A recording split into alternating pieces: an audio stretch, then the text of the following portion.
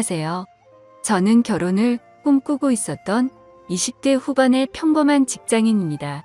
제게는 세상 단 하나밖에 없는 사랑하는 여자친구가 있습니다.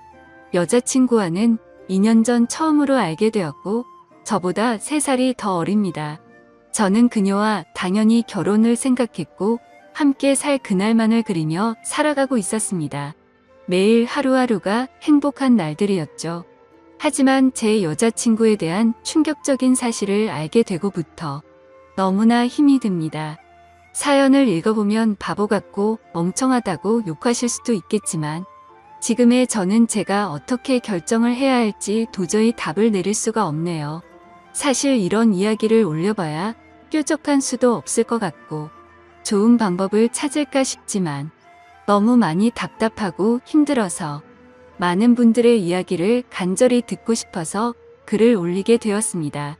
여자친구와는 대학교 친한 여자 후배 덕분에 만나게 되었습니다. 어느 날 후배와 술을 마시고 있었고 한참 이야기를 하던 도중에 갑자기 저보고 연애는 하지 않냐고 묻더라고요. 사실 그때 당시에는 취직을 준비하고 있던 시기여서 여자를 만날 생각은 전혀 한 적이 없었습니다. 저는 장난식으로 아무도 소개도 안 시켜주는데 어떻게 여자친구를 만드냐고 했죠. 그랬더니 후배는 자신의 학창시절 동창이 한 명 있긴 한데 너무 수준 차이가 나서 소개를 못 시켜주겠다고 하더라고요. 저는 그 말에 너무 황당하고 오기가 생겨서 도대체 얼마나 그렇게 대단하길래 수준 차이가 나냐고 따졌죠. 후배는 친구가 학창시절에 얼짱 출신이라고 말하길래 갑자기 너무 호기심이 생기더군요. 그래서 저는 후배에게 사진부터 좀 보여주고 말하라고 했고 사진을 보는 순간 저는 후배에게 소개만 시켜주면 술을 한 달 동안 사주겠다고 했죠. 사진만 봐도 후배가 왜 얼짱 출신이라고 하는지 바로 알 수 있었던 외모였고 솔직히 소개팅을 하기에는 제가 한참 꿀리는 기분이라 부담스럽더라고요. 후배에게는 소개팅으로 만나면 승산이 없을 것 같다며 자연스럽게 만날 수 있게 해달라고 부탁을 했습니다. 그러자 후배는 소개녀와 단둘이 만나자고 약속을 잡을 테니까 저는 친구들과 놀다가 자연스럽게 합류를 하자고 했습니다. 그리고는 미리 친구들에게 말해서 저를 지켜 세워주자는 작전을 짜게 되었죠. 약속 당일날 저는 친구들과 일찍부터 만나서 술을 마시고 있었습니다. 약속 시간이 다가오자 후배는 그 소개녀와 만났고 커피숍에서 얘기를 좀 하다가 자연스럽게 데리고 온다고 문자가 왔습니다. 저는 친구들에게 잘 부탁한다며 자연스럽게 치켜 세워달라고 신신당부를 했죠. 그날따라 너무 긴장이 돼서 시간이 정말 갈 생각을 안 하더군요. 그렇게 한참이 지나고 나서 술집 문이 열렸고 제 후배는 소개녀를 데리고 같이 들어왔습니다. 실제로 처음 보는데 정말 선녀가 들어오는 기분이었죠. 잠깐 사이에 저는 곧바로 첫눈에 반해버렸습니다. 친구들도 저 멀리서 오는 그녀를 보고 대박이라면서 속삭일 정도였으니깐요. 그날 저는 최대한 말도 조심하고 행동도 조심했습니다. 그리고 다 같이 술을 마시면서 점점 분위기는 무르익었고 친구들이 저를 자연스럽게 치켜 올려준 덕분에 그녀도 어느 정도 제게 호감을 가졌는지 조금씩 관심을 보여주더라고요. 솔직히 얼굴만이라도 보고 싶은 마음에 나왔던 자리였고 진짜로 연인으로 발전할 가능성은 극히 낮을 거라고 생각을 했습니다.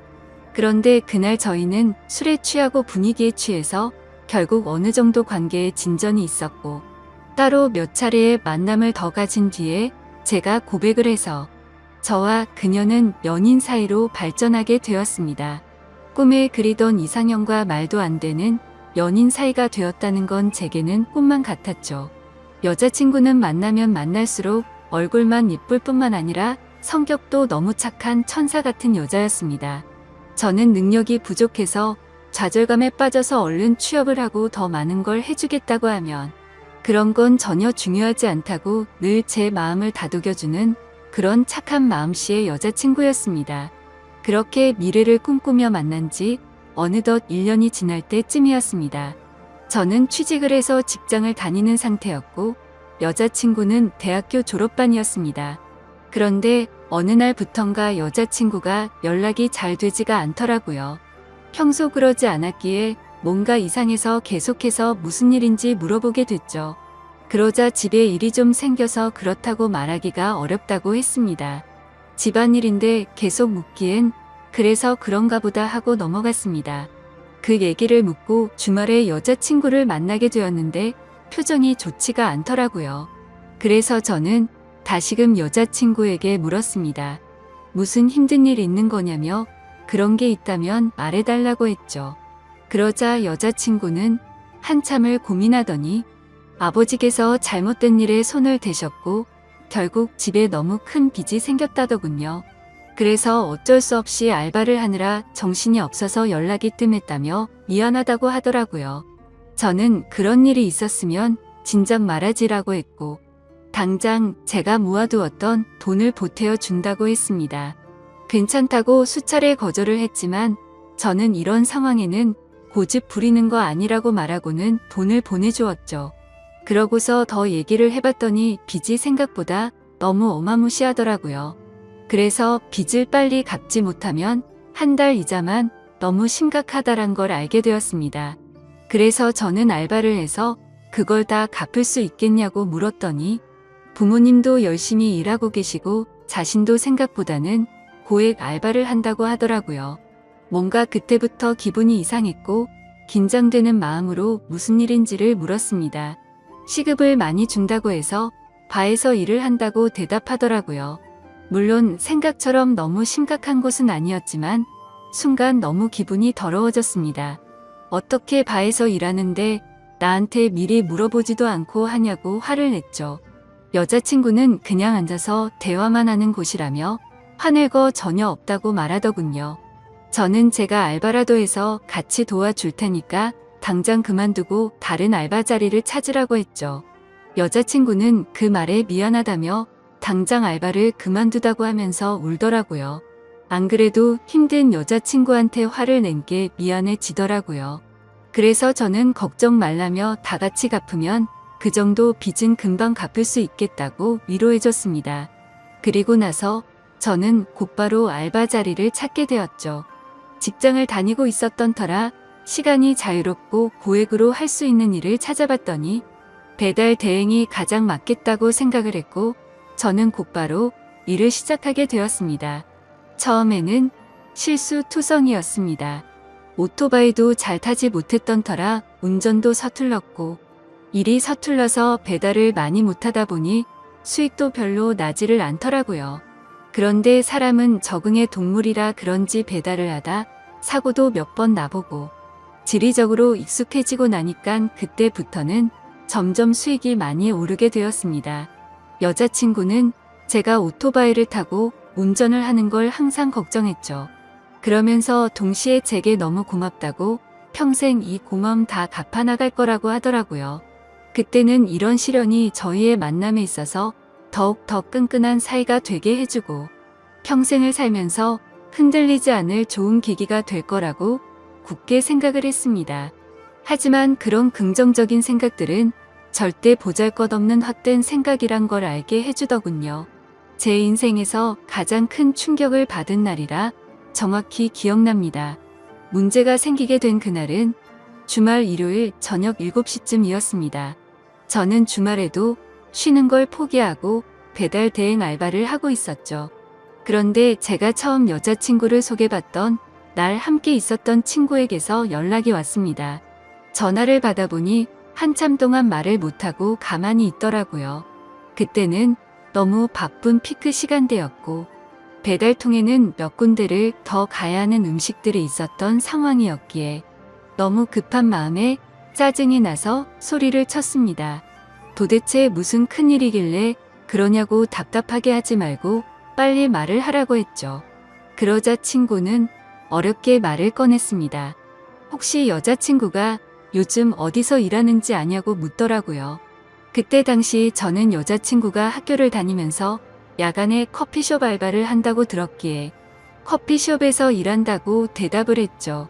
친구는 너 지금 잘못 알고 있는 거 같다라고 말하더군요. 평소에 장난질을 하는 친구가 아니었기에 그때부터는 심장이 엄청 두근대기 시작했습니다. 저는 말을 더듬거리며 무슨 말이냐고 똑바로 말하라고 했습니다. 친구는 어제 저녁에 직장 선배들이랑 강남에서 아가씨들이 나오는 술집에 갔는데 복도에서 제 여자친구를 얼핏 본 것 같다고 말을 하더라고요. 긴가 민가해서 이 말을 해야 되나 말아야 되나 하루 종일 고민했는데 아무리 생각해도 제 여자친구가 맞는 것 같다고 하더라고요. 그리고는 여자친구는 자신을 못 본 것 같으니 일단은 무턱대고 화내지 말고 진정하고 사실 파악부터 제대로 해보라고 하더군요. 너무 갑작스러운 소리를 하길래 깜짝 놀랐고 기가 막혀서 말조차 나오지가 않더라고요. 한참을 가만히 있다가 친구에게 일단 알겠다고 하고 통화를 끊었습니다. 그래서 저는 곧바로 배달 대행 사장에게 사고가 났다고 말하고는 일을 중단하고 여자친구 집으로 향했습니다. 손이 덜덜 떨려서 운전도 불가능했고 도저히 일을 할 수 있는 상태가 아니었죠. 여자친구 집 앞에서 최대한 침착하고 밥을 먹자고 나오라고 했습니다. 얼마나 초조하고 떨렸는지 여자친구를 기다리는 동안 담배를 거의 한 갑을 폈던 것 같습니다. 한참 뒤에 여자친구와 저는 식당으로 가서 밥을 먹었고 아무렇지도 않은 척 요즘에 커피숍은 바쁘지 않냐고 물었습니다. 그러자 요즘에는 사람은 많지 않은데 가끔 진상들이 있어서 힘들다고 하더라고요. 그 모습을 보니까 도저히 거짓말이라고는 생각을 할 수가 없었고 너무 자연스러웠기에 친구가 잘못 본 건가 보다라고 생각을 했습니다. 그렇게 식사를 마치고 저희는 둘만의 시간을 보내러 갔죠. 그런데 함께 사랑을 나누면서도 그 찜찜한 마음은 절대 지워지지가 않더군요. 여자친구가 화장실을 간다고 자리를 비운 사이 저는 얼른 여자친구의 휴대폰을 보게 됐습니다. 카톡이나 메시지로는 별로 의심스러울 게 전혀 없더라고요. 그런데 은행에서 온 메시지를 무심코 눌러보게 되었는데 정말 깜짝 놀랐습니다. 돈이 없다던 여자친구의 통장에는 잔액이 1,000만 원이 훨씬 넘는 돈이 찍혀 있더라고요. 그래서 이게 도대체 무슨 돈이지 싶어서 메시지를 올려보니 며칠 전 날짜로 어떤 처음 보는 이름으로 1,000만 원이 입금되어 있더라고요.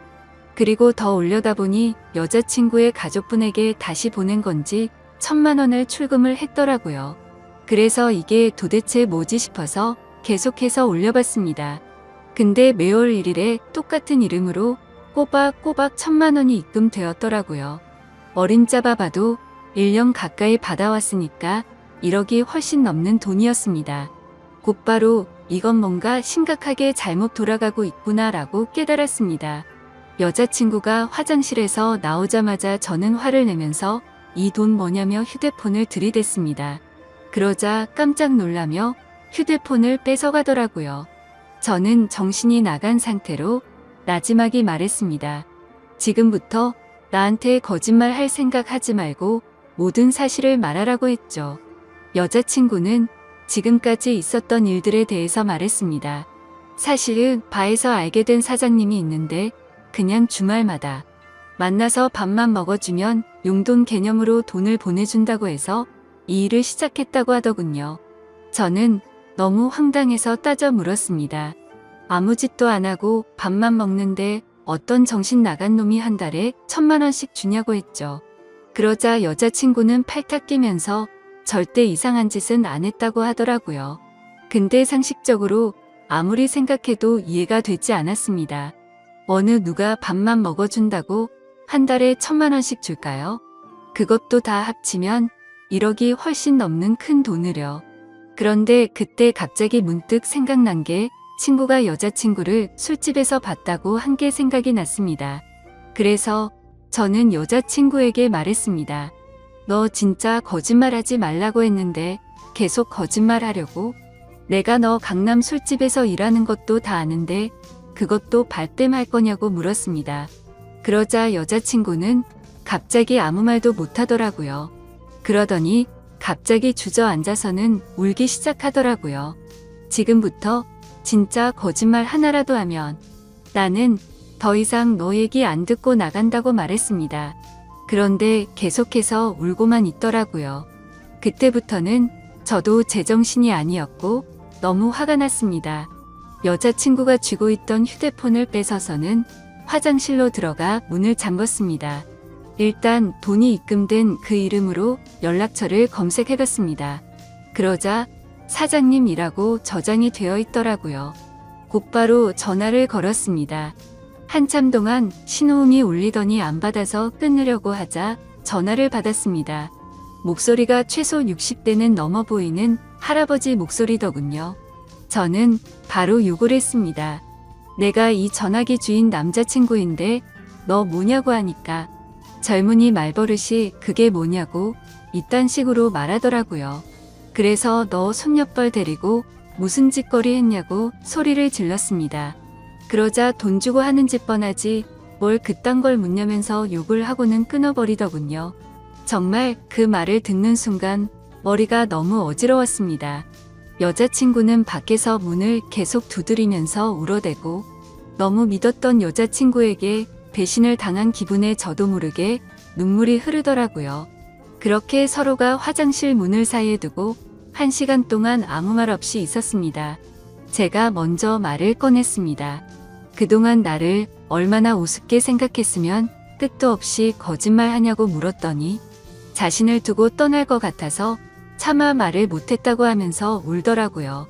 바에서 일한 거랑 커피숍에서 일했다는 건 다 거짓말이었냐고 했더니 미안해 라고 대답을 해주더군요. 그럼 다른 데서 일한 건 다 거짓말이었고 애초부터 강남에 있는 술집에서 일한 거냐고 물었습니다.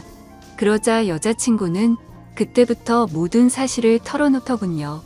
처음에는 바에서 얘기만 하는 일로 시작한 건 맞았답니다.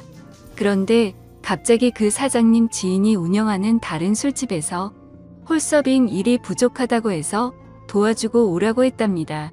시급도 평균보다 2배 이상 쳐준다고 해서 바로 알겠다고 하고 갔다네요. 생각보다 너무 페이가 세다 보니까 바쁠 때마다 잠깐 도와주고 오고 하는 게 일도 수월했었고 돈도 되었기에 몇 번씩 일을 하러 갔답니다. 그런데 어느 날부터인가 그 술집 여자 사장님이 자꾸만 자신을 설득했답니다. 그때 왜 그런 선택을 하게 된 건지 자신도 제정신이 아니었던 것 같답니다.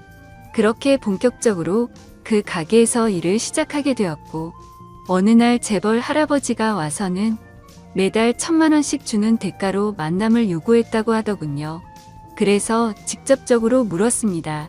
이 더러운 인간한테 전화했더니 돈 주고 하는 짓 뻔하다고 하던데 네가 아까 밥만 먹었다는 건 거짓말이었냐고 더 이상은 절대 나한테 거짓말 하지 말라고 했습니다. 그러자 울면서 미안하다고 대답하더군요. 도저히 빚이 갚아지지가 않아서 부모님이 너무 힘들어 하셨다고 정말 계속 그렇게 시간만 가다가는 부모님이 자신의 곁에서 사라지실까봐 너무 무서워서 어쩔 수가 없었다네요.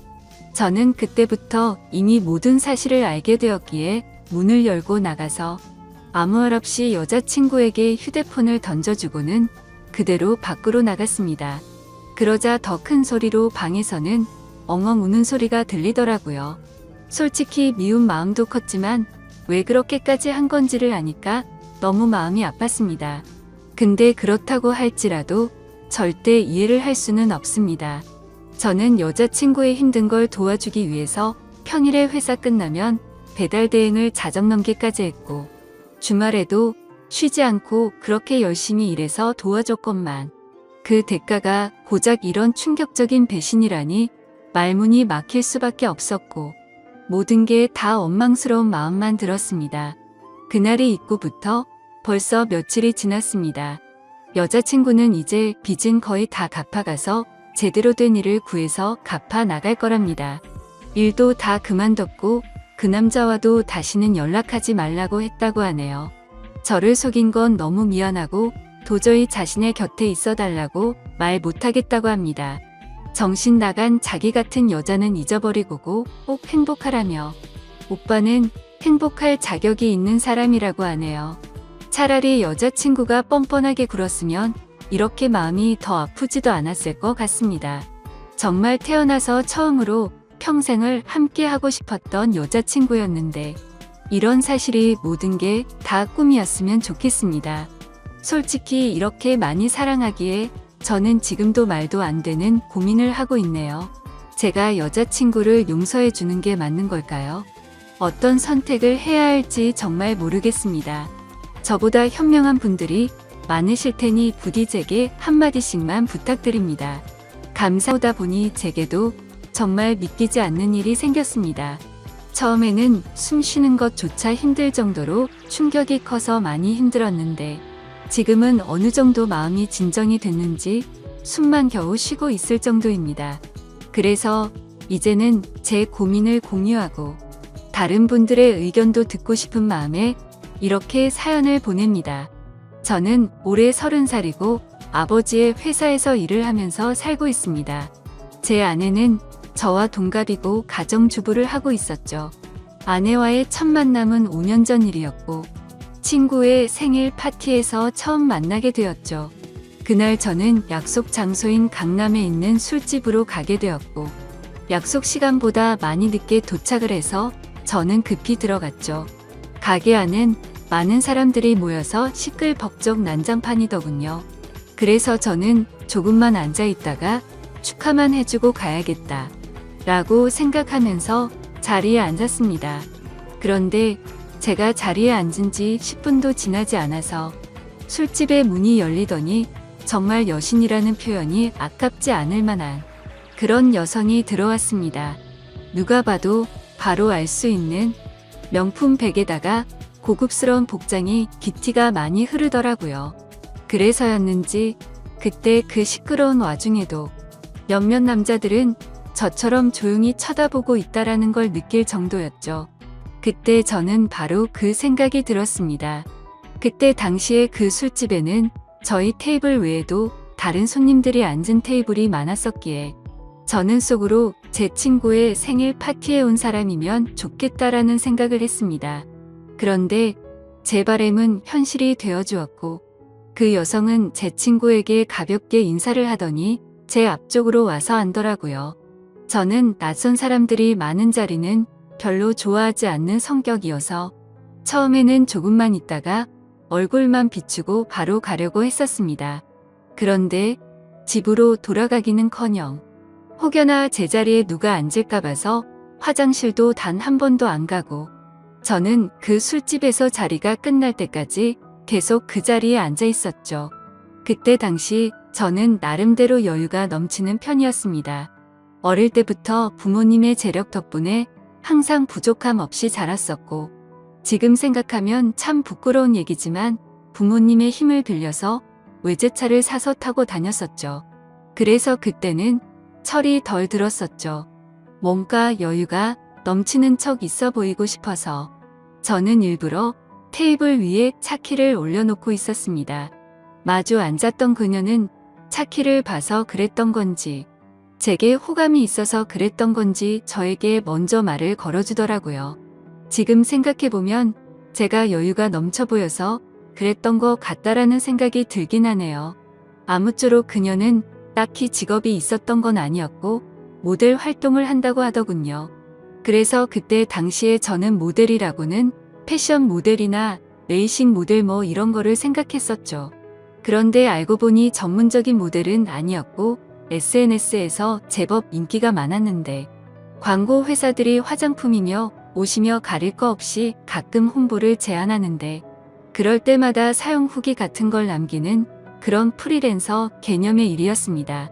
나중에 결혼 후 들어보니 잘 벌 때는 월 500 이상 대기업 직원만큼도 벌어봤었고 못 벌 때는 월 100만 원도 못 벌 때가 있을 정도였으니 수입이 일정하지가 않았었더군요. 그래서 그녀와 저는 많은 대화를 나누었는데 그녀는 약간 욜로족의 마인드가 강하더군요. 그때만 해도 욜로족이 뭐지? 라는 생각을 했는데 알고 보니 미래를 위해서 현재를 희생하기보다는 미래 걱정은 접어둔 채 당장 현재를 즐기려고 하는 그런 마인드를 가진 사람이었습니다. 그래서 수익이 생기면 저축보다는 자신을 위해서 대부분의 돈을 지출한다고 하더라고요. 저도 그때는 제정신이 아니었던 것 같습니다. 콩깍지가 제대로 쓰였던 건지 제가 여유가 많았었던 편이어서 그랬던 건지 모르겠지만 그런 마인드를 가진 그녀가 왠지 자유로워 보였고 뭔가 멋있어 보이기까지 했습니다. 그런데 그런 사상이 얼마나 잘못된 건지 살아가면서 많이 느끼게 되었죠. 아무튼 그날 저희는 서로에 대해서 많은 이야기를 나누게 되었습니다. 자연스럽게 연락처를 교환했고 따로 약속을 잡아서 또 다시 만나게 되었습니다. 외모도 외모지만 성격도 제가 꿈꾸던 이상형이라고 생각이 들었죠. 그래서 저는 남자답게 먼저 고백을 했고 저희는 교제를 시작했습니다. 저희는 서로 이 사람과는 평생을 함께해야 될 사람이다 싶을 정도로 뜨거운 사랑을 나누었습니다. 그때는 저도 제정신이 아니었죠. 그녀가 원하면 뭐든지 주고 싶었고 뒤질은 생각조차 하기가 싫더라고요. 그래서 부모님의 카드로 미친 듯이 돈을 써댔고 아내는 그런 나날을 보내면서 행복에 겨워서 지내게 되었습니다. 그 당시 저는 공무원을 준비하고 있느라 따로 직업이 없었습니다. 그냥 무의미한 대학 생활과 군 생활 이후 형편없는 삶을 살고 있었죠.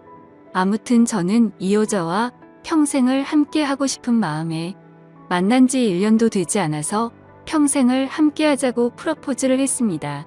제 아내는 제 프러포즈를 받아주었고 저희는 그렇게 어리다면 어린 나이에 빨리 결혼을 하게 되었습니다. 저는 학생이라는 신분으로 결혼을 시작하게 되었고 부모님의 지원 아래에 신혼생활을 보내고 있었습니다. 아내는 저를 만난 뒤로부터는 결혼 전에 하던 SNS 활동을 중단했었고 저희는 그렇게 집에서만 뒹굴면서 하루하루를 보내고 있었습니다. 제 부모님이 모든 생활비를 전액 지원해 주셨지만 저는 결국 공무원 시험에 떨어지게 되었고 좌절감에 빠져 있었습니다. 그래서 도저히 이런 생활을 이어나가는 건 아니다 싶었고 저는 사업이라도 해보는 게 어떨까라고 생각을 했습니다. 그때는 왜 그랬는지 모르겠지만 제 스스로 멍청하게도 자존감이 너무나 강했습니다. 그냥 제가 뭘 시작하면 언제든지 돈은 쉽게 따라올 거라고 착각 속에 살았던 거죠. 그래서 지인들 몇 명과 함께 사업을 구상하기 시작했고 부모님께 부탁을 드려서 저는 사업을 시작하게 되었습니다. 처음에는 생각보다도 훨씬 잘 되었습니다. 동업을 하게 된 지인들과 저는 열심히 발벗고 뛰었습니다. 그래서 이대로만 간다면 아버지를 넘어서서 훨씬 더 성공할 수 있겠구나 싶었죠. 그런데 그런 달콤한 꿈도 잠시였습니다. 왜 사업을 할 때 절대로 동업을 하지 말라고 하는지 알겠더군요. 돈 문제로 서로가 부딪히게 되더니 결국에는 사업은 엉망진창이 되었습니다. 아무래도 입장이 다 달랐었죠. 누군가는 자금을 투자했고 누군가는 발로 뛰었고 그러다 보니 굳이 서로가 필요 없는 존재로 여기게 되었고 분열이 되었던 거죠. 결국 남보다 더 못한 사이가 되면서 서로가 각자 제 갈 길을 가게 되었고 엎친 데 덮친 격으로 제가 했던 사업의 시장도 경쟁이 치열해졌습니다. 어떻게든 버티고 또 버텨봤지만 앞으로의 전망이 없다고 판단되어서 결국에는 사업을 포기하고 또다시 백수의 길을 걷게 되었습니다. 그때부터는 점점 부모님 뵙기도 부끄러웠고 제 자신에 대한 자존감이 낮아질 대로 낮아졌습니다. 저는 신경이 날카로워졌고 그런 저를 걱정해 주시는 부모님과도 큰 싸움을 하게 되었습니다. 무슨 자신감인지 다 필요 없으니까 저한테 연락을 하지 말라고 하면서 부모님과 연락도 끊게 된 거죠. 부모님도 그때는 지칠 대로 지치셨는지 완강하셨습니다. 무엇보다도 아내는 그런 제게 엄청나게 불만을 가졌고 매일같이 짜증을 냈습니다. 지금 당장 우리 둘 다 수입이 없는데 그렇게 싸우면 우리 생활을 어떻게 하느냐고 말이죠. 그래서 저는 쓸데없는 자존심으로 내가 어떻게든 먹여 살릴 테니까 걱정하지 말라고 했고 그날부터 할 수 있는 일은 뭐든지 했습니다. 쓸 수 있는 게 몸뚱아리밖에 없다 보니 배달 대행도 해보고 대리기사도 뛰었습니다. 그렇게 1년 동안 겨우 입에 풀칠하면서 버텨갔지만 도저히 미래에 대한 비전이 안 보였습니다. 그래서 결국 저는 부모님께 사죄를 드리게 되었습니다. 그동안 실망시켜드린 죄스러운 마음을 보답하기 위해서 아버지 회사로 들어갔습니다. 아버지 회사는 동생이 대학을 포기한 채 사업을 돕고 있었고 동생이 그 사업을 이을 예정이었습니다. 저 또한 아버지의 뒤를 이을 생각으로 들어간 건 아니었고 그래도 하루 벌어 하루 먹고 사는 인생보다는 기술이라도 배우는 게 낫겠다 싶어서 들어가게 된 거였죠. 동생의 밑에서 일을 배워가며 했지만 기분이 나쁜 건 전혀 없었습니다. 1년 동안 더 뼈저리게 사회생활이 힘들다라는 걸 깨달은 덕분이었죠. 그래서 그동안 부모님 카드로 돈을 막무가내로 쓰던 지난해를 반성하게 됐고 오히려 그동안의 잘못을 뉘우치면서 저는 부모님의 신뢰를 얻기 위해 정말 열심히 살았습니다. 그렇게 하다 보니 좋은 결과들이 점차 뒤따라오기 시작하더라고요. 기존의 업체들보다 제법 규모가 큰 업체들이 운 좋게 거래처로 들어오게 되었습니다. 그 후 저의 출근 시간은 매일 새벽 6시가 되었고 퇴근은 저녁 10시 이후에 하는 생활이 이어졌습니다. 그런 생활이 이어지다 보니 자연스럽게 몸과 마음은 점점 힘이 들었죠. 하지만 과거 부모님 등쳐먹으면서 백수로 지낼 때보다는 훨씬 나았습니다. 항상 떳떳하지 못했던 제 자신이 이제서야 사람 취급받을 수 있겠구나 싶었고 제 스스로를 안도하면서 힘을 내고 있었죠. 이렇게 열심히 땀 흘려가면서 사는 게 맞구나 싶으면서 말이죠. 그때쯤에 아내는 휴대폰을 바꿔달라고 하더라고요. 그래서 저는 신규로 가입하는 게 저렴하길래 신규로 하나 사주었습니다. 제 아내는 연애 시절부터 그랬지만 항상 휴대폰을 손에서 놓지 않고 살았습니다. 여자들이 원래 핸드폰으로 이것저것 많이들 하니까 뭐 그러려니 했었죠. 그런데 힘들게 일하고 들어왔는데도 얼굴은 마주치지도 않고 대화할 틈 없이 매일같이 휴대폰만 보고 있는 게 못마땅하긴 했습니다. 그래도 예전처럼 돈도 펑펑 쓰게 못해주는데 그런 사소한 것까지 건들고 싶지는 않았습니다. 그렇게 힘든 하루하루를 보내고 있었는데 저는 최근에 업무가 과했던 건지 약간 몸에 무리가 오더라고요. 그래서 그날은 병원에 가서 검사를 받았고 영양제 주사를 맞고는 일찍 집으로 들어갔습니다. 그런데 집에 있어야 할 아내가 집에 없더라고요. 저는 아내에게 어디 갔냐고 연락을 했고 한참 동안 연락이 없었습니다. 평소에 항상 휴대폰을 분신처럼 끼고 사는 사람이 연락이 없으니까 뭐지 싶었죠.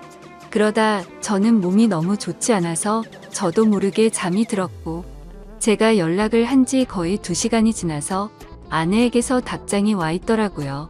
친정에 왔는데 잠깐 잠들었었다며 지금 집에 들어온다고 하더군요. 그래서 그때는 큰 의심 없이 그냥 그런가 보다 했습니다. 그러다 결국 사건이 터지고 말았습니다. 저는 병원을 다녀온 뒤로 무리하다가는 큰일 생길 수도 있으니 주말에는 좀 쉬라고 하더군요. 그래서 모처럼 주말에 아내와 초저녁부터 외식을 하면서 술을 한잔하고 있었죠. 그렇게 한창 술을 마시다 아내는 화장실에 갔고 아내 가방에서 카톡 소리가 나더라고요. 저희는 연애할 때부터 서로의 휴대폰을 보지 않기로 약속했었는데 갑자기 무슨 생각인지 저도 모르게 아내 휴대폰을 집어들어서 보게 됐습니다. 휴대폰은 잠금 상태가 되어 있었고 얼마 전에 아내 휴대폰을 사주면서 제가 등록해 두었던 패턴으로 풀어봤습니다. 아직 패턴을 바꾸지 않았는지 바로 풀리더라고요. 근데 카톡 내용을 보니 나와라고 와 있었습니다. 저는 그 메시지를 보는 순간 이건 뭐지 싶었죠. 누가 유부녀인 아내에게 이따위로 말을 하나 싶었고 기분이 더러웠습니다. 그래서 상대방의 카톡 프로필을 보니 50대 정도 되어 보이는 남자의 사진이더군요. 그때부터 뭔가 의심이 됐고 급속도로 분노가 치밀어 오르더라고요. 그래서 그 남자에게 곧장 전화를 했습니다. 그 많은 사람이 있는 곳에서 소리를 질렀습니다. 나 예지 남편인데 네가 뭔데 나오라 말하고 이따위 카톡을 보내냐며 욕을 했습니다. 그러자 상대방은 말을 더듬더라고요. 죄송합니다.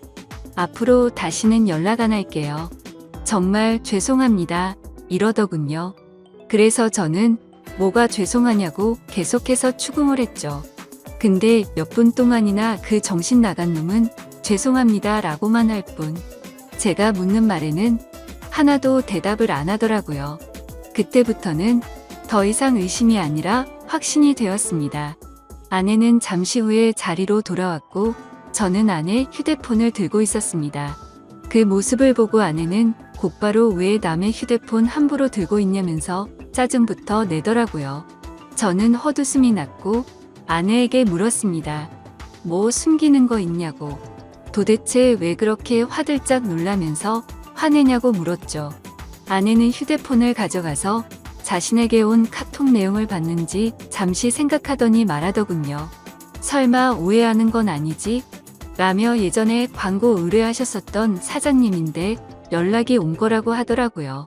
그래서 저는 너는 아는 사람한테 문자를 그따위로 보내는 사람 봤냐고 물었습니다. 그러자 아내는 그러게 이 사람 제정신이 아닌가 본데? 라며 시치미를 떼더군요.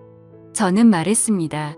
내가 이미 그 사람한테 전화했고 그 사람이 다 인정하고 사과까지 했는데 끝까지 거짓말하려고 하냐고 말했습니다. 외도를 했다고 듣지는 않았지만 일부러 아내를 떠보려고 그렇게 말해봤습니다. 그러자 아내는 통화 내역을 확인하더니 조용히 있다가 미안하다고 하더라고요.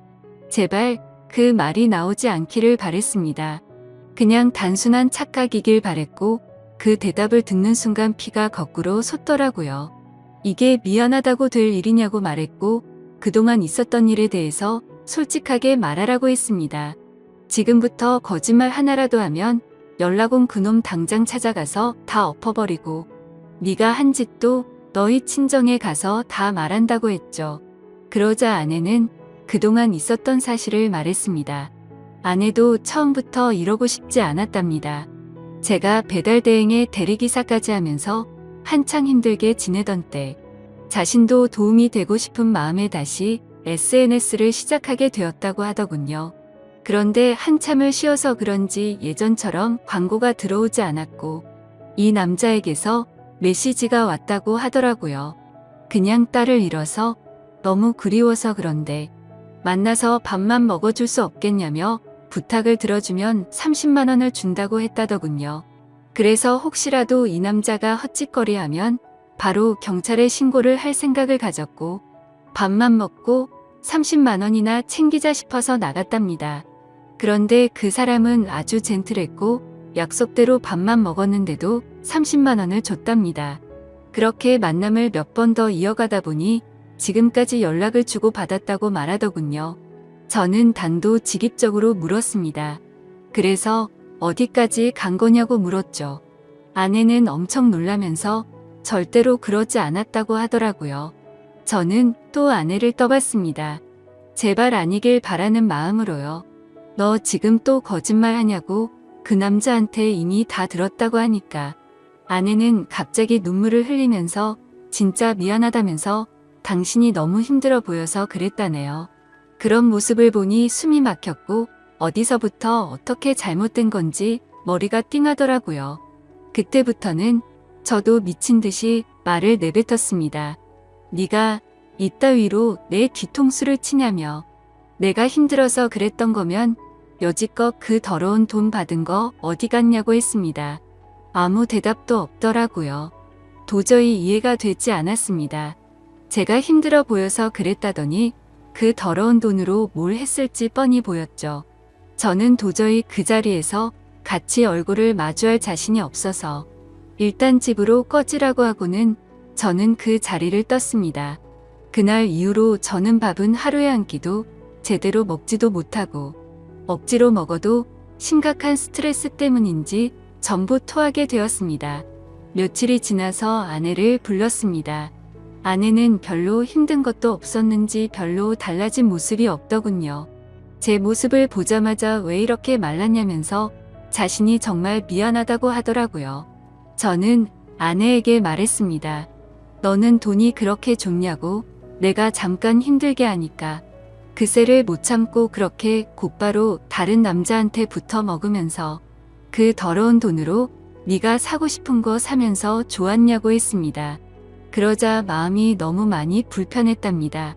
근데 여자한테 필수적으로 필요한 화장품이며 여성용품을 샀고 사치를 부리지 않았다면서 핑계를 대더라고요.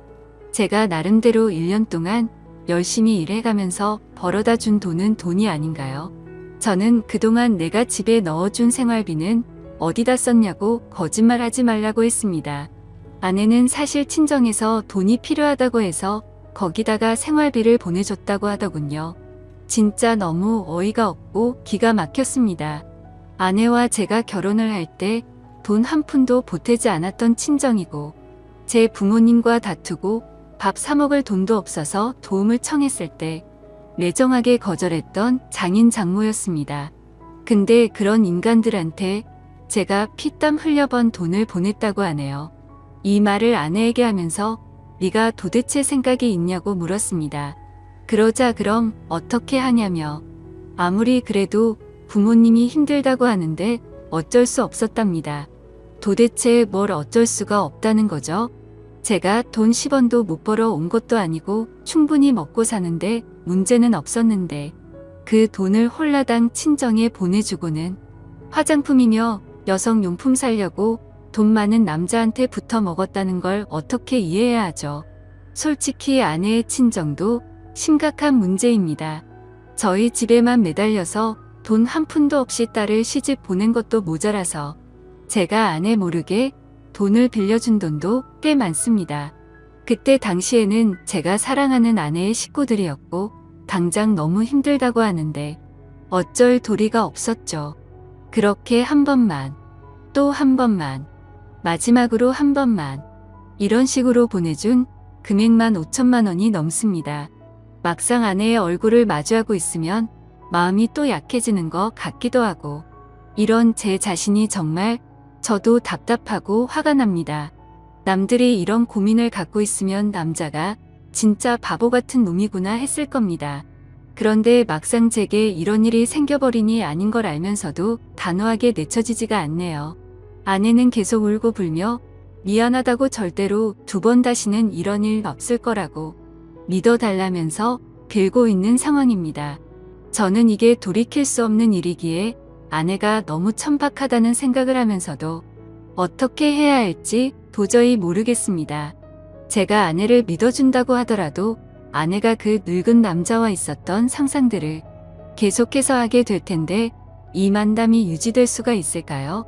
정말 어떻게 이렇게 한순간에 처참하게 모든 게 무너져 내릴 수 있는지 제게 닥친 가혹한 현실이 너무 힘이 드네요. 인생이란 참 어렵고 힘든 것 같습니다. 이런 걸 고민이라고 사연을 올리는 제가 멍청한 거 저도 잘 알지만 욕보다는 현명한 말씀을 부탁드리겠습니다. 감사합니다. 제게는 가족보다 더 가깝다고 생각했고 제 인생이 끝날 때까지 평생 함께 할 줄 알았던 친구가 있습니다. 하지만 그런 친구에게 저는 결국 배신을 당하고 말았습니다. 친구와 저는 흔히 말하는 어릴 적부터의 친구 사이는 아니었지만 그 누구보다도 서로를 가장 잘 알고 가까웠다고 생각했고 또 의지했었던 사이였죠.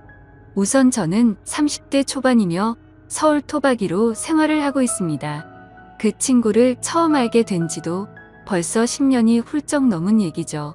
친구를 처음 알게 되었을 때는 대학교 때 시절 알게 되었습니다. 처음 대학교를 가는 날 마치 학창시절처럼 낯선 사람들이 가득했죠. 그런데 제 옆자리에 앉았었던 그 친구는 제게 먼저 말을 건넸습니다. 자신은 어릴 때부터 제주도에서 자라서 낯선 환경이라 저에게 잘 부탁한다고 하더라고요. 근데 저도 서울에 살았을 뿐이지 여기 있는 모든 게 다 낯설고 부담스러운데 이런 부탁을 하니 뭔가 부담스럽긴 했지만 반갑기는 하더라고요. 근데 그 친구의 성격은 그렇게 타고난 사람이었죠. 처음 보는 사람에게도 아무렇지 않게 다가가는 그런 성격의 친구였습니다. 그때 당시에는 저도 너무 부담스러운 자리였기에 말을 걸어주니까 고마웠습니다. 제게는 낯선 환경에서 도움이 돼주었던 친구였죠. 그 친구와 저는 어떻게 보면 아무도 모르는 낯선 사람들 가운데 처음으로 친구가 된 셈이었습니다. 그래서 같이 많은 시간을 함께 붙어 다녔고 결국 동아리까지 같이 들어가게 되었습니다.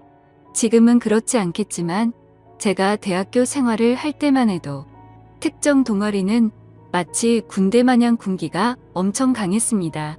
저는 동아리 활동은 취미라는 생각이 강했었고 언제든지 그만두면 그만이지라는 생각이 있었습니다. 하지만 그때 당시 제가 그 동아리에 들어가게 된 이유가 있었죠. 왜냐하면 지금의 제 아내가 그때 제가 짝사랑했었던 여자였습니다. 대학교에 오자마자 반했던 여자였죠. 저희 학과 특성상 대부분 남자들이어서 그런지는 모르겠지만 제 아내는 그때 당시에 몇 명 안 되는 여자들 중에서도 아주 인기가 많았죠. 지금에서야 하는 말이지만 저 말고도 고백을 많이 받았다고 했던 걸 들었습니다. 아무쪼록 저는 신입생 환영회에서 제 아내를 처음 만나게 되었고 예쁜 외모에 밝고 털털한 성격에 첫눈에 반하게 되었습니다. 그래서 가까이 지내고 싶었고 매일같이 보고 싶었죠. 하지만 평상시에 마주치고 싶어도 잘 보이지가 않더라고요. 그래서 저는 도대체 왜 잘 보이지가 않나 싶어서 원인을 찾아봤습니다. 알고 보니 제 아내는 학과 생활보다도 동아리에 더 뜻이 깊었던 건지 수업 시간 외에는 늘 동아리에 있더라고요. 그래서 잘 보이지 않는 이유가 동아리 때문이란 걸 알게 된 후로 저는 그 동아리에 가입을 하게 되었습니다. 근데 제 친구도 제가 가입한 동아리를 따라서 가입하더라고요. 그때는 단순히 저를 따라서 가입한 걸로만 알고 있었습니다. 그것도 10년이 넘게 그런 생각을 갖고 있었던 거죠. 그때 당시에는 많은 게 즐거웠습니다. 성인이 되고 나서 술을 마시는 것도 새롭고 즐거웠고 동아리에 가서 스트레스를 받을지언정 제가 사랑하는 아내를 매일같이 볼 수 있었으니까요. 그런데 그런 마음만 가지고 적성에 맞지 않는 동아리에서 오랜 시간을 보내기에는 많은 고통이 뒤따르더라고요. 제가 동아리에 별로 관심이 없는 걸 알아챘는지 바로 윗기수의 남자 선배 한 명이 어느 순간부터 저를 자꾸만 건들더라고요. 니까짓게 왜 여기 와서 물을 흐리냐. 이따위로 시간 때울 거면 꺼지라고 하더라고요. 저는 자존감이 너무 무너졌고 화가 나서 그만둬 버릴까라는 생각을 한 두 번 한 게 아니었습니다. 하지만 제가 좋아하던 아내가 동아리에 있었기에 차마 그럴 수가 없었죠. 그러다 저는 선배가 하는 말에 도저히 참지를 못했고 큰 각오를 하고 결정을 했습니다. 내가 나가는 일이 있더라도 고백은 하고 나가겠다라고 말이죠. 그래서 고백을 하려고 몇 날 며칠을 기다렸습니다. 그러다 때마침 고백을 할 수 있는 기회가 생겼죠. 저는 시험 기간이라 공부를 했고 밥을 먹고 잠깐 잠이나 잘까 해서 동아리 방에 들렸더니 제 아내가 혼자서 동아리에서 있었던 거죠. 그래서 저는 무조건 오늘 고백을 해야 하는 기회이구나 싶었고 제 진심을 담아서 고백을 하게 되었습니다. 하지만 그 말을 듣던 곧장 아내는 장난치지 말라며 저의 고백을 거절했었죠. 그래서 저는 장난으로 하는 말이 아니고 당신 때문에 관심도 없는 동아리에 가입까지 했다고 말했습니다. 그러자 아주 오랫동안 깊은 생각에 잠겨서 고민을 하더라고요. 그러면서 자신은 고민할 게 있다면서 생각을 해보고 대답을 해준다고 했습니다. 그날로부터 일주일 정도를 기다렸습니다. 제 아내는 저의 고백을 받아주게 되었고 저희는 교제를 시작하게 되었죠. 그 이후 저는 동아리를 탈퇴하려고 했지만 여자친구가 여기에 있는데 다른 남자들이 찝쩍거릴 것 같아서 결국 끝까지 버텼었죠. 하루하루가 행복했었고 대학교를 오기 잘했다고 생각했습니다. 첫눈에 반했던 여자와 연애를 하게 되었고 평생을 함께할 만큼 마음의 단짝이라고 생각되는 절친한 친구가 생겼으니까요. 저와 아내는 자연스럽게 친구도 함께 자주 다니게 되었습니다. 그러다 결국 저는 군대를 가게 되었고 친구는 미국에서 출생만 한 미국 시민권자였기에 군대를 면제받게 되었죠. 저는 친구에게 말했습니다. 여친에게 다른 남자들이 절대로 찝쩍거리지 못하게 잘 부탁한다고요. 그러자 친구는 그런 걱정은 하지 말라며 건강히 잘 다녀오라고 했고, 저는 그렇게 군대를 가게 되었습니다. 제 아내에게는 정말 미안하고 고마웠습니다. 서로 만나게 된 지 1년밖에 안 됐을 때 혼자 내버려 두고 가야 했기 때문이죠. 그리고 인연을 한결같은 마음으로 기다려주는 모습에 제가 평생 책임을 져야겠다 생각을 했습니다. 그렇게 저와 아내는 군대를 다녀온 시간을 포함해서 5년이라는 길다면 긴 시간 동안 교제를 하게 되었고 곧바로 결혼을 하게 되었습니다. 그리고 나서 제 친구는 제가 결혼을 한 뒤로 자신의 고향인 제주도로 다시 돌아가게 되었죠. 친구는 제주도로 돌아가게 된 후에 부모님의 지원을 받아서 해양 레저숍을 운영하더라고요. 그렇게 사업을 성공적으로 이룬 친구는 젊은 나이에 억대가 넘는 연봉으로 성공한 삶을 이루었고, 저는 그저 그런 평범한 직장에 취직을 하게 되었습니다. 그렇게 친구는 1년에 한 번 정도씩 얼굴을 보게 되었죠.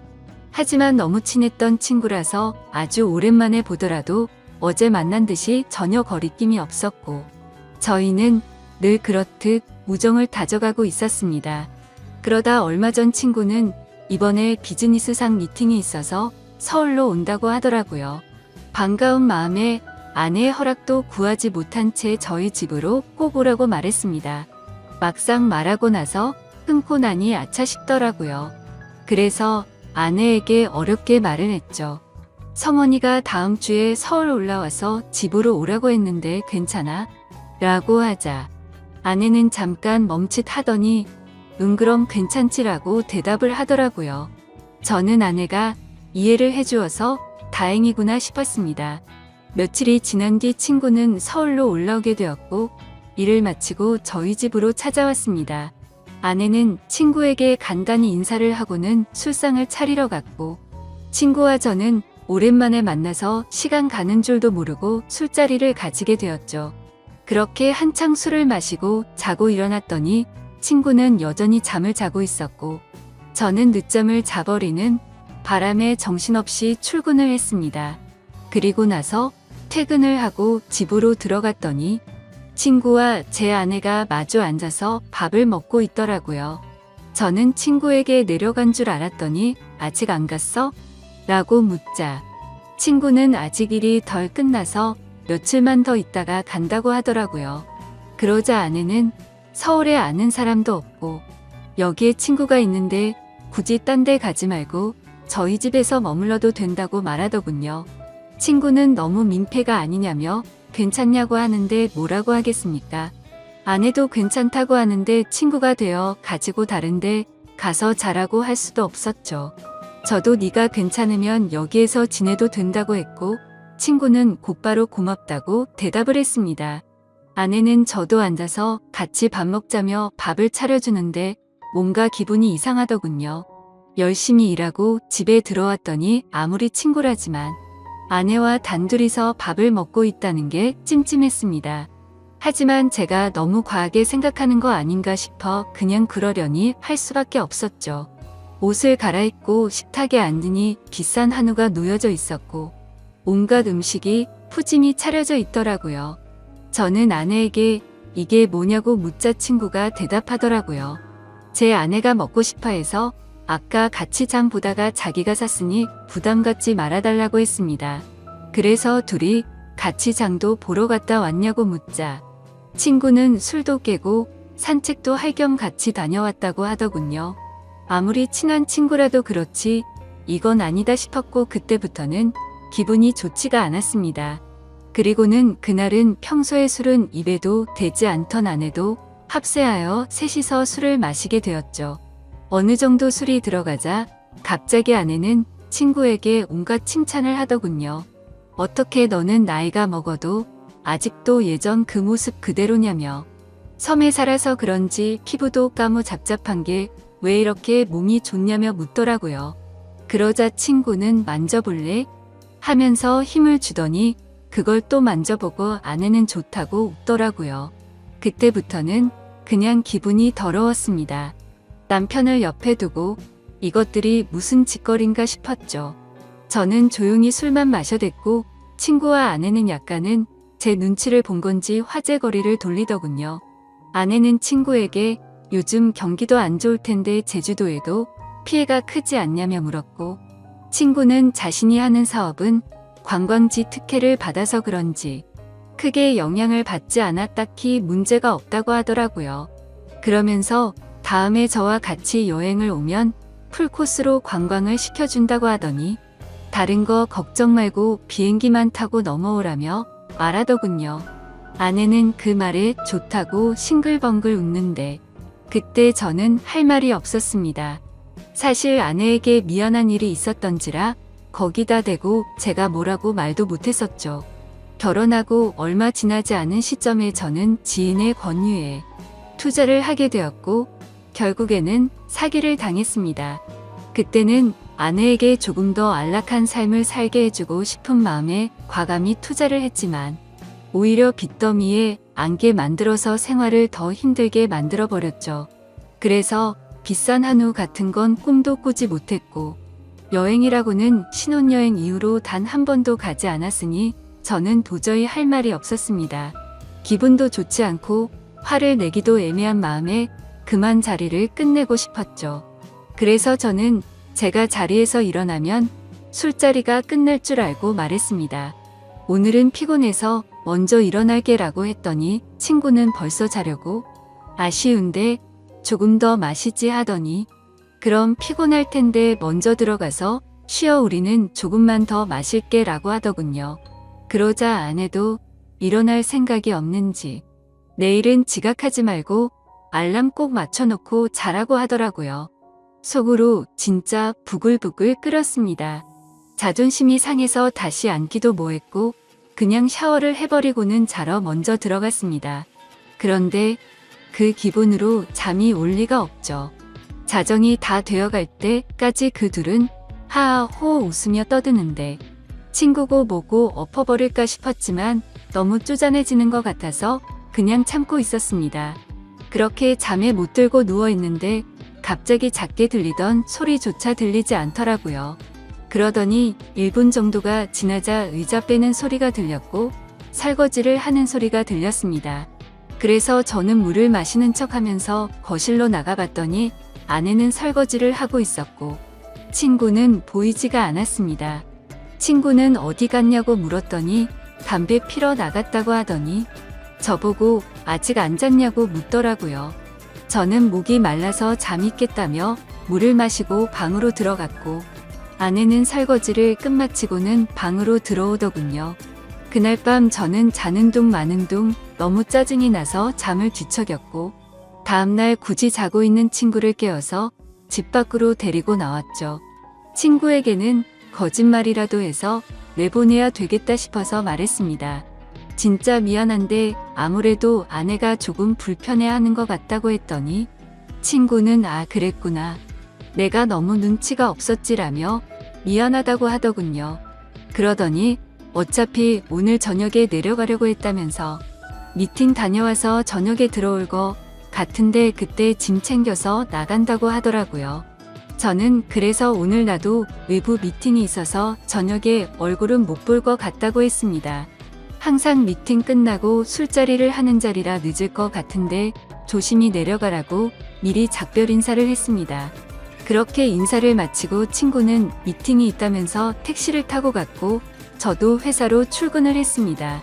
그런데 괜히 쓸데없이 늦게 들어간다고 말한 것 같아서 계속해서 찜찜하더라고요. 오늘 외부 미팅을 갔다가 술자리를 가지면 절대로 빠질 수가 없는 자리였기 때문이죠. 그러면서 어제 아내와 친구가 나눴던 대화도 다시 떠올랐고 차마 해선 안 될 상상까지 들더라고요. 그런 말도 안 되는 상상을 하다 보니 제 정신이 아니었던 건지 집에다가 카메라라도 설치해야겠다 싶었습니다. 이미 온갖 더러운 생각을 가진 저는 밥 생각도 없었고 점심시간을 이용해서 초소형 카메라를 사서 집으로 갔습니다. 아내는 항상 그 시간에는 운동을 가는 시간이라 집은 역시나 비워져 있더라고요. 저는 얼른 안방에 카메라를 설치했고 다시 회사로 돌아갔습니다. 그렇게 저녁이 되었고 친구와 아내에게 연락을 했습니다. 친구는 지금 미팅이 일찍 끝나서 비행기를 타러 간다며 다음에 보자고 대답을 했고, 아내는 친구 배웅해주고 집에서 쉬고 있다고 대답을 하더라고요. 그래서 저는 내가 너무 제정신이 아니었구나 생각을 하면서 괜히 쓸데없는 돈 썼네 싶었습니다. 그렇게 저는 외부 미팅을 갖고 술자리를 마친 뒤에 집으로 들어갔습니다. 항상 그 자리는 만취 상태가 될 때까지 마시는 자리였기에 그날도 저는 만취 상태가 되어 있었죠. 집으로 들어가 보니 친구는 없었고 그 정신없는 와중에도 뭔가 찜찜한 기분이 풀린 것 같고 좋더라고요. 그렇게 저는 침대에 눕자마자 곧바로 잠이 들었고 아침에 일어나자마자 또 정신없이 출근을 했습니다. 그렇게 하루 종일 일을 하고 있다가 아차 싶더군요. 어제 설치한 카메라를 회수 못한 게 생각이 났던 거죠. 혹시라도 아내가 알아차리면 엄청나게 큰 싸움으로 번질 것 같아서 퇴근하자마자 빨리 치워야겠다라고 생각을 했습니다. 그래서 저는 퇴근하자마자 곧장 집으로 들어갔더니 아내가 집에 없더군요. 아내에게 전화를 했지만 받지를 않았고 어디 갔냐고 카톡을 보냈지만 답장이 없더라고요. 그래서 일단 아내가 들어오기 전에 카메라를 치워야겠다 싶어서 뺐습니다. 근데 아내는 2시간이 넘도록 전화도 오지 않고 카톡 답장도 오지가 않았습니다.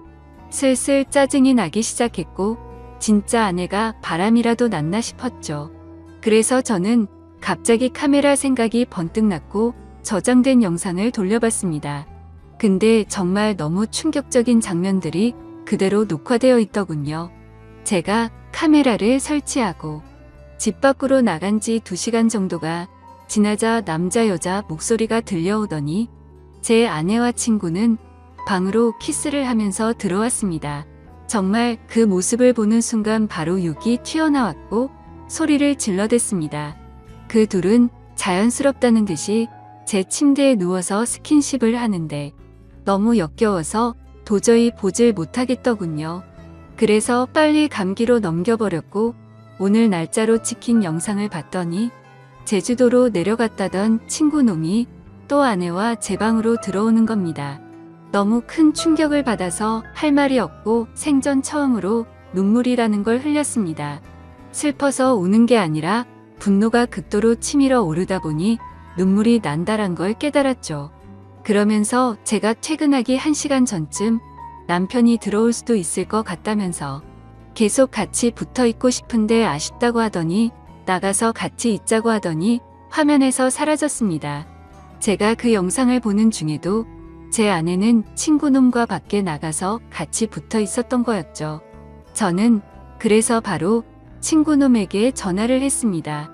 역시나 전화를 받지 않더군요. 근데 아내와 달리 몇 통을 걸었더니 전화를 받더라고요. 저는 침착하고 물었습니다. 제주도에 조심히 잘 내려갔냐고 물었죠. 그러자 친구는 잘 내려왔지. 그게 그렇게 궁금해서 전화를 이렇게 몇 통씩이냐고 했냐고 묻더군요. 그 말을 듣고 있는데 아내에게서 카톡이 바로 오더군요. 친구랑 오랜만에 만나서 영화를 보고 있다고 거짓말을 아주 자연스럽게 하더라고요. 카톡을 보자마자 더 이상 저는 분노를 참을 수가 없었고 곧바로 욕을 했고 소리를 질렀습니다. 네가 내 친구라는 놈이 어떻게 내 아내랑 바람을 필 수 있냐고 했죠. 그놈은 당황하면서 무슨 소리냐며 무슨 근거로 그런 말도 안 되는 소리를 하냐고 하더라고요. 저는 그래서 내가 전에 집에 도둑 들 것 같아서 카메라 설치해놨는데 이건 몰랐냐고 욕을 하니까 갑자기 아무 말이 없더니 전화를 끊더군요. 아내도 곧바로 카톡이 더 이상 오지 않았고 2명 다 전화며 카톡이며 제 연락을 무시하고 받지를 않고 폰을 꺼버렸습니다. 이게 바로 며칠 전에 벌어진 말도 안 되는 상황입니다. 어떻게 이런 일이 벌어질 수가 있는지 너무 충격적이어서 말도 제대로 나오지를 않습니다. 이미 장인 장모님께 연락해서 있는 사실 그대로를 말한 상태이고요. 더 웃긴 건 친구놈은 죄다 거짓말 투성인 정신나간 놈이었습니다. 친구 놈이 운영하고 있다는 해양 레저숍의 연락처를 알아내서 전화를 해보니 전화가 되지 않더라고요. 그래서 저는 로드뷰를 이용해서 그 위치를 찾아냈고 근처에 있는 가게에 연락을 해서 물어봤습니다. 정말 죄송한데 제가 급한 일이 있어서 그런데 그쪽 옆에 있는 해양 레저숍 혹시 문을 열었냐고 했더니 이미 폐업한 지 몇 달이 됐다고 하더라고요. 그리고 너무 답답한 마음에 대학 시절 같이 알던 친구에게 연락을 했더니 결국 설마 했는데 그 둘이 사고를 칠 것 같더니 일을 냈구나 라고 말하더군요. 무슨 말이냐고 물어보니 제가 군대에 갔을 때도 이 둘은 매일같이 붙어 다녔다고 하더라고요. 그래서 주변에서 이상하게 보긴 했지만 딱히 스킨십을 하고 이랬던 건 아니었고 제가 있을 때도 셋이서 자주 다녔기에 그냥 친구 사이로 같이 다니는구나 했답니다. 도대체 어떻게 사람이 이런 거짓말을 아무렇지 않게 할 수가 있을까요? 아내는 그 친구놈의 재력이 부러워서 정신이 나갔던 건지 아니면 대학 시절부터 그놈에게 마음이 있었던 건지 알 수가 없고 이제는 알고 싶지도 않네요. 아무튼 이것들을 용서할 생각은 절대로 없고 연락이 되는 대로 곧바로 모든 사실을 알려주고는 이혼을 하려고 합니다. 혹시라도 더 큰 복수를 할 수 있는 방법은 없을까요? 정말 손이 덜덜 떨리고 너무 열이 받아서 속 시원하게 복수를 하고 싶은 심정입니다. 너무 흥분해서 쓴 글이라 엉망진창인데 읽어주셔서 감사합니다.